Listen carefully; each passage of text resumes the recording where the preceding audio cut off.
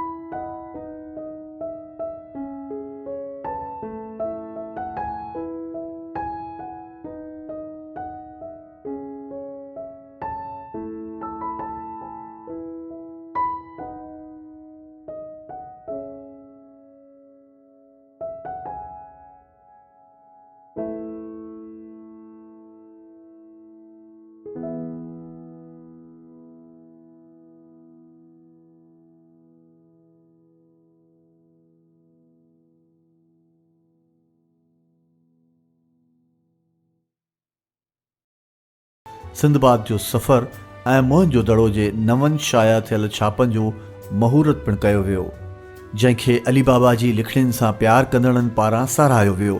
इन सां गॾु 8 अगस्त सन 2017 ते ई अली बाबा जी पहिरीं वरसीअ जे मौक़े ते सकाफ़त खाते ऐं सिंधोलॉजी तरफ़ां यामशूरे में अली बाबा जे नाले सां कॉर्नर क़ाइमु कयो वियो, जंहिंजो इफ़्तिताह सिंधी ॿोलीअ जे बर्ख लेखारियुनि शौकत हुसैन शोरो, मदद अली सिंधी, डॉक्टर रसूल मेमण ऐं डॉक्टर इसहाक समेजे कयो। हुन कॉर्नर में अली बाबा जा किताब ऐं इस्तेमाल जूं शयूं रखियूं वयूं। अली बाबा जी वफ़ात खां पोइ डॉक्टर इसहाक समेजे पारां सन 2017 में सिलसिलेवार सारंगा जो अली बाबा नंबर शाया कयो वियो, जंहिंमें अली बाबा बाबति हिंद सिंध जे बर्ख लेखकनि पारां अली बाबा जी शख़्सियत ऐं फ़न बाबति लिखियल मज़मून ऐं मक़ाला शामिल कया विया।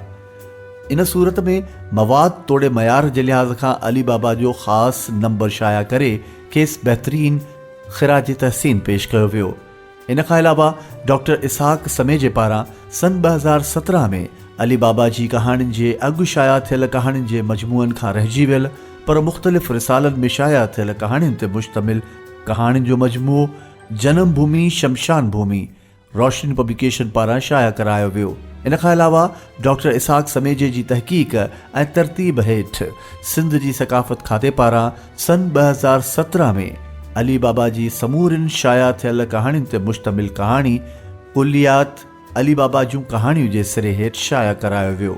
इन कुलियात में अली बाबा जूं फ़क़ति उन वक़्त ताईं हथ अची सघियल कहाणियूं शामिल कयूं वयूं, जॾहिं त उन कुलियात खां अलावा अली बाबा जूं केतिरियूं ई छपियल तोड़े अणछपियल कहाणियूं अञा ताईं शाया थियण खां रहियल आहिनि। अली बाबा जी वफ़ात खां पोइ खेसि ख़राज तहसीन पेश करण लाइ सिंध जे अदबी रिसालनि, मख़ज़ननि ऐं अख़बारुनि पारां पिणु संदसि बाबति मवाद शाया कयो वियो।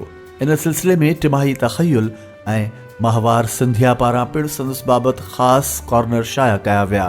अहिड़ीअ तरह अली बाबा जी वफ़ात खां पोइ सिंध जे सकाफ़त खाते जे वज़ीर सैयद सरदार अली शाह पारां अली बाबा जे नाले खे यादगार बणाइण ख़ातिर संदसि कोशिशुनि सां सिंध असेंबलीअ मां बिल पास कराए अली बाबा जे अबाणे शहर जे गवर्नमेंट डिग्री कॉलेज कोठड़ीअ जो नालो अली बाबा जे नाले सां मंसूब कयो वियो।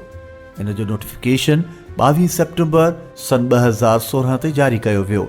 इन खां अलावा अली बाबा जी वफ़ात खां पोइ संदसि शख़्सियत ऐं फ़न जी अदबी अहमियत खे उजागर करण ख़ातिर शाह अब्दुल लतीफ़ यूनिवर्सिटी ख़ैरपुर जे सिंधी शोबे पारां अली बाबा ते तहक़ीक़ी मक़ाले लिखण लाइ मोहतरम ग़ुलाम मुर्तज़ा नाज़ खे सन 2016 में एमफिल जी डिग्री ॾिनी वई।